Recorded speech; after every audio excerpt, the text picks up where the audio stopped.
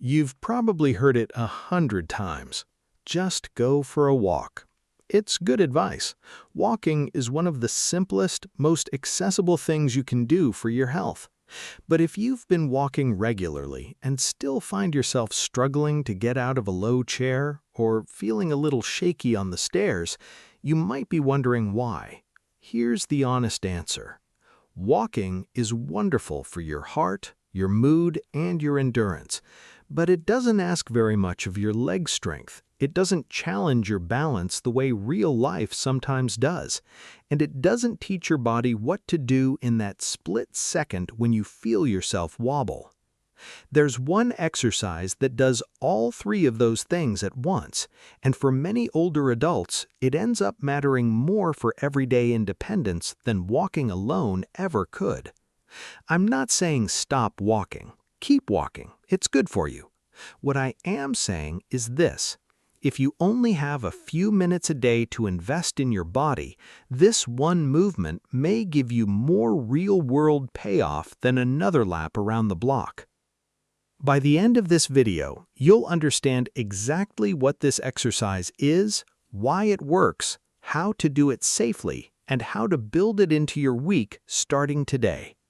This matters because the goal was never just to move more.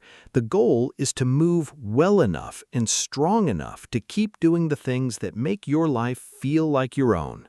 Standing up without pushing off with your hands, getting up off the floor after gardening, catching yourself instead of falling.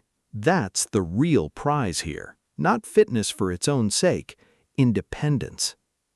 Let's start with why this happens in the first place. Somewhere in our 30s, the body begins slowly losing muscle. It's a gradual process, and for most people, it speeds up a little more each decade after 60. This is simply a normal part of aging, and it happens to nearly everyone to some degree. The muscles affected the most are often the big ones in your legs and hips, the same ones that let you stand up from a chair, climb a curb, or catch your balance if you stumble. Walking uses these muscles, but only gently. Your body has been walking your whole life. It's efficient at it. It doesn't need to work very hard to do it. And that's actually the problem. Muscles respond to being challenged. If a movement feels easy, your body has very little reason to keep that muscle strong. Walking, for most people, has become easy, comfortable, familiar, which is lovely for your heart, but it means your legs may quietly be losing strength even while you're staying active. This is why some people walk regularly for years and are still surprised when standing up from a low seat feels harder than it used to. It's not a contradiction. It's simply that walking and strength are two different things, and one doesn't automatically build the other.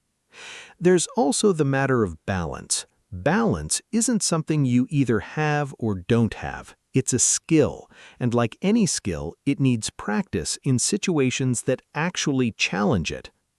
Stepping off a curb, turning quickly, or catching yourself on uneven ground does. If your body never practices those moments in a safe, controlled way, it can feel less prepared when they happen unexpectedly in real life. So here's the real question. Is there one movement that builds leg strength and challenges balance at the same time in a way that's still simple enough to do at home with no equipment? There is, and it's probably not what you'd expect. It's called the sit to stand. You may have done a version of it 1,000 times without ever thinking of it as exercise. Every time you get up from a chair, you're doing it. The difference is that most of the time you're doing it quickly, using momentum, maybe pushing off with your hands or the armrests without even noticing. The exercise version simply slows that same movement down and does it with intention. Here's why that matters so much. Standing up from a seated position uses the muscles on the front of your thighs, the ones that straighten your knees. It uses your glutes, the muscles around your hips, which help push your body upward and keep you steady once you're up, and it asks your balance system to keep you centered the entire time your body is moving from low to high. Think about how many times a day you do this. getting up from the couch, standing from the dinner table, rising from the toilet, getting out of the car, standing up after gardening.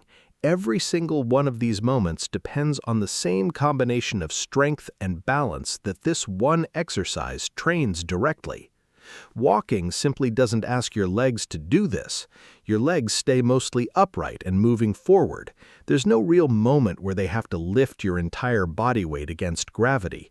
The sit to stand does exactly that every single repetition. And here's something else worth knowing. Researchers who study aging and mobility often use exactly this movement, timed and repeated, as one way to estimate how well someone is aging physically, not because it's a perfect measure of health, but because it reflects something real. If you can stand up from a chair repeatedly with control and without using your hands, it usually means your legs and your balance are working well together. That's not a coincidence. That's the whole point. So let's talk about how to actually do this safely, whether you've never exercised before or you've been active for years. Start with a sturdy chair, not a soft couch, something with a firm seat, ideally with the back against a wall so it can't slide. Sit toward the front edge, not slouched into the back. Place your feet flat on the floor, about hip-width apart, positioned slightly behind your knees rather than out in front. Cross your arms over your chest or rest your hands lightly on your thighs. If you need more support in the beginning, that's completely fine. Keep your hands resting on the arms of the chair, ready to assist only if needed. Lean your chest forward slightly, as if you're about to bow just a little. This shifts your weight over your feet, where your legs can actually do the work. Press firmly through your heels and slowly rise to standing. Take about 2 full seconds to come all the way up. Not fast, not using a jerking motion, controlled, like you're pressing the floor away from you. Once standing, pause for a moment. Let your body settle. Feel your feet, your balance, your posture. Then reverse the movement. Slowly bend your knees and hips and lower yourself back down, taking about 3 seconds to sit. Let the chair catch you gently rather than dropping into it. That's 1 repetition. Breathing is simple here. Exhale as you stand up, inhale as you lower back down. If you find yourself holding your breath, that's a sign to slow down and relax your shoulders.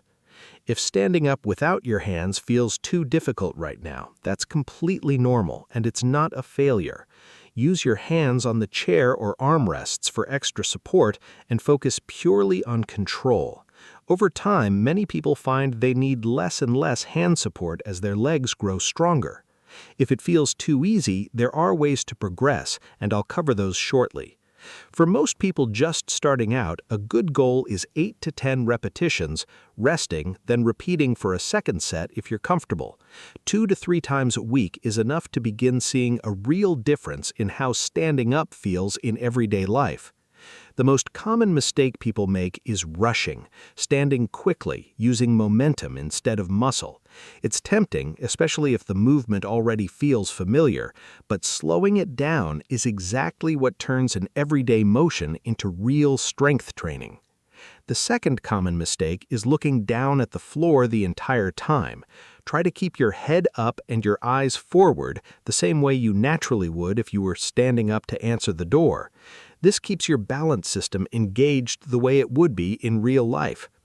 Every single repetition you do is quiet practice for the moments that matter. Standing up from your favorite chair without a second thought, rising from a restaurant booth with confidence, getting up off the floor after playing with a grandchild. That's the real return on this small investment of time. Now, once this feels comfortable, there's a natural way to build on it. The first progression is simply reducing how much you rely on your hands. If you started with your hands on the armrests, try crossing your arms over your chest instead, using only your legs to do the work. The second progression is slowing down even further, especially on the way down. Lowering yourself over 4 or 5 seconds instead of 3 asks your muscles to work even harder without adding any extra risk. The third progression, once the movement feels genuinely easy, is trying it from a slightly lower seat.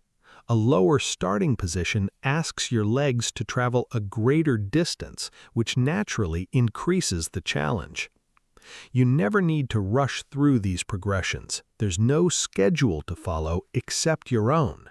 Some people move through them in a few weeks, others take a few months. Both are perfectly fine. What matters is that the exercise continues to feel like a genuine, safe challenge rather than something that's become effortless. One more thing worth mentioning.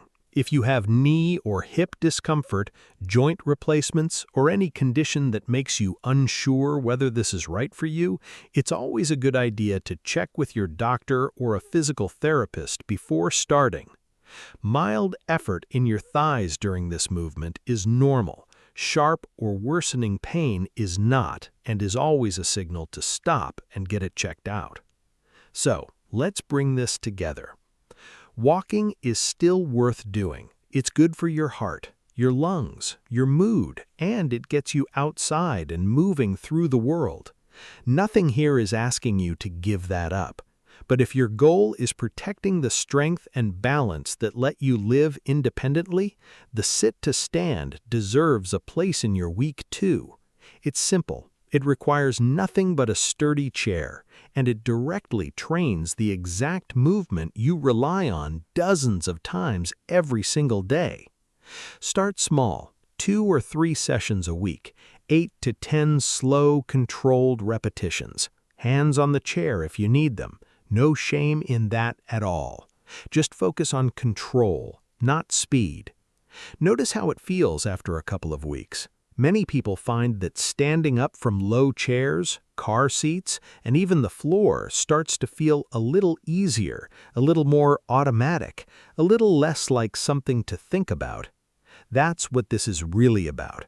Not becoming an athlete, not chasing a number on a scale or a personal record, just quietly protecting your ability to stand up, walk across the room, and keep doing the things that make your everyday life feel like your own. It's never too late to begin building that strength. Your body is still capable of adapting no matter your starting point today. If you found this helpful and you'd like more simple, practical ways to stay strong, steady, and independent, you're always welcome back here. Try this a couple of times this week and notice how standing up starts to feel just a little different. Keep moving with confidence. Your independence is worth the effort you put in today.